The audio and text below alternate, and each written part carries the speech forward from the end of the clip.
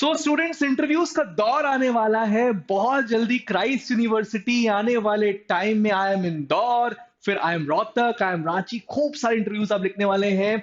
उसके बाद भी once you complete your journey of graduation, जब आप जॉब्स के लिए इंटरव्यूज देंगे, तो एक सवाल हमेशा आपको परेशान करेगा कि आखिर इंटरव्यूज में दिखे तो दिखे कैसे।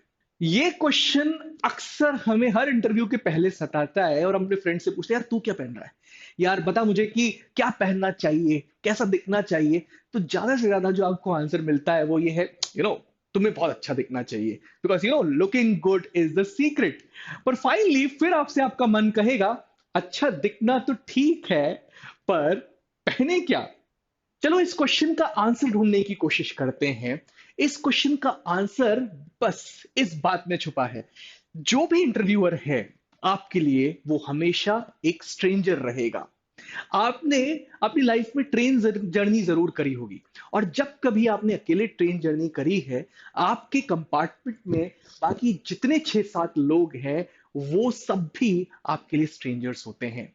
थोड़ा सा इमेजिन करिएगा, उस पॉइंट ऑफ टाइम पर अगर उन 6-7 लोगों में से कोई बहुत अच्छी तरीके से ड्रेस्ड है, किसी की बॉडी लैंग्वेज बहुत स्ट्रांग है और वो बहुत अच्छी तरीके से बातचीत कर रहा है, आपका सबकॉन्शियस ब्रेन उस पॉइंट ऑफ टाइम में 100% उस इंडिविजुअल की तरफ अट्रैक्ट होता है। उसी तरीके से यहां पर इंटरव्यूअर आपके लिए स्ट्रेंजर है, और आप इस पर्टिकुलर केस में वो पर्सन हो जिसको वो सबकॉन्शियसली जज कर रहा है। तो उस ट्रेन जर्नी की तरह जिसमें आपके सबकॉन्शियस ब्रेन पे बहुत इंपैक्ट पड़ रहा है, उसी तरीके से इंटरव्यूअर के ब्रेन पे एक बहुत बड़ा प्रभाव पड़ सकता है if you are dressed well. In fact ये सेंटेंस पढ़ना बहुत जरूरी है आप सबके लिए। If two people perform equally well, if two people perform equally well, then a well dressed interviewee is more deserving than less dressed interviewee। तो मतलब एक बात तय है, अगर आपका इंटरव्यू अच्छा जाता है और कोई और इंडिविजुअल है जिसका इंटरव्यू भी अच्छा जाता है, लेकिन अगर आपके कपड़े शानदार हैं तो आप उसको कंप्लीटली बीट कर सकते हो। एक इंपॉर्टेंट बात यहां पर कि एक रिसर्च रिपोर्ट भी इस सेंटेंस को कंप्लीटली एंडोर्स करती है और 4 रीजंस देती है जो ये बताते हैं कि एक वेल ड्रेस्ड इंडिविजुअल को हमेशा तवज्जो मिलेगी इंटरव्यू में over someone who is not that well dressed. उसके पीछे रीजंस ये है, it subconsciously showcases that you are very serious for the seat. अगर आप वेल ड्रेस्ड हैं, इसका क्लियर मतलब है कि आप उस पर्टिकुलर सीट के लिए बहुत सीरियस हैं, इसकी वजह से आपने इतने अच्छे कपड़े पहने हैं। You become subconscious reason of attraction, इसकी बात हमने ऑलरेडी करी when I gave you that train example. Third reason, it tells the observer how you exactly carry yourselves.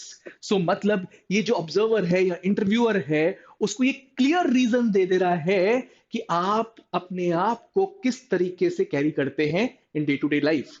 It also tells the observer that you will remain neat and tidy in the future as well. अगर वो आपको higher करता है या college में admission दे देता है, तो जब आप अपना फ्यूचर में आप किस तरीके से कपड़े पहनेंगे और दूसरों के साथ किस तरीके से रहेंगे, ये चीज भी बता देता है वो ऑब्जर्वर को, इंटरव्यूअर को। तो अब सबसे बड़ा सवाल, आखिर हम पहने तो पहने क्या। बहुत बड़ा कंफ्यूजन यहां पर है, पर इसका एक बहुत आसान आंसर है, you have to dress formals from top to toe. उसके पीछे सबसे बड़ा रीजन ये है कि कैजुअल्स के साथ अक्सर ये इंप्रेशन जुड़ा हुआ होता है कि स्टूडेंट आगे जाके बहुत ज्यादा स्टडी नहीं करेगा, या फिर अगर आप जॉब भी लेने जा रहे हैं तो ये बहुत अच्छा काम नहीं कर सकता। सबकॉन्शियस ब्रेन में हर किसी के ये बैठा हुआ है कि फॉर्मल्स अगर कोई पहना हुआ है, he is definitely going to study well, या फॉर्मल अगर कोई पहना हुआ है तो वो अच्छी तरीके से काम भी करेगा। So why not to carry formals well. और एक बहुत बड़ा इंपॉर्टेंट रीजन यहां पर, एक इंपॉर्टेंट मैं आपको एडवाइस दूंगा, you must be carrying a blazer along with the formals, because that definitely adds to the score on the attire। क्योंकि ये देखा गया है अक्सर कि जो स्टूडेंट्स ब्लेजर नहीं कैरी करते और जो स्टूडेंट्स ब्लेजर कैरी करते हैं अपने फॉर्मल्स के साथ, उनको बहुत अच्छे मार्क्स मिलते हैं। नॉट ओनली दैट, आपकी body language apart from your attire is going to play a very very crucial role.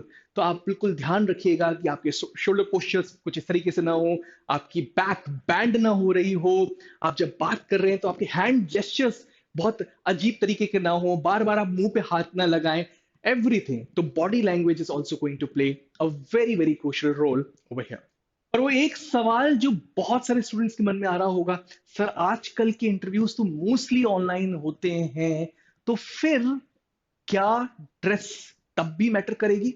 Dress definitely तब भी मैटर करेगी, बशर्ते बशर्ते आपको इन 3 चीजों का पालन करना है किसी भी ऑनलाइन इंटरव्यू में.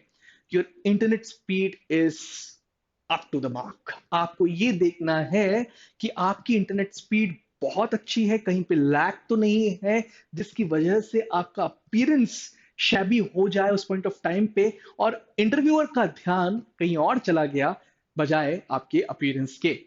बहुत इंपॉर्टेंट चीज एक देखी गई है when we are conducting the interviews. हमने देखा कि ऑनलाइन इंटरव्यूज में भी स्टूडेंट्स को कैमरा पोजीशनिंग नहीं आती ढंग से. So we humbly request you कि कैमरा पोजीशन को ऐसे रखिए कि आप कम से कम यहां तक विजिबल हो, और जो लाइट आ रही है it should be coming from front. Side से अगर कहीं से लाइट आ रही है तो it is going to showcase you in a very different way.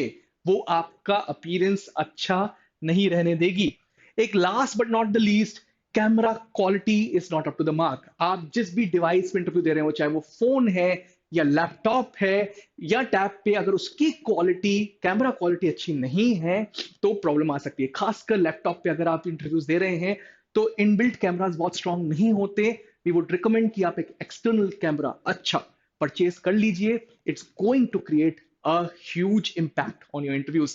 So this was all from my side. Dress well, remain confident and remain humble as well. अगर ये 3 चीजें आपने अपने मन में ख्याल में रख ली तो definitely rest will follow. Interview is yours. That's all from my side. Thanks a lot. Subscribe Supergrads YouTube channel and like this particular video if you really liked it from the heart.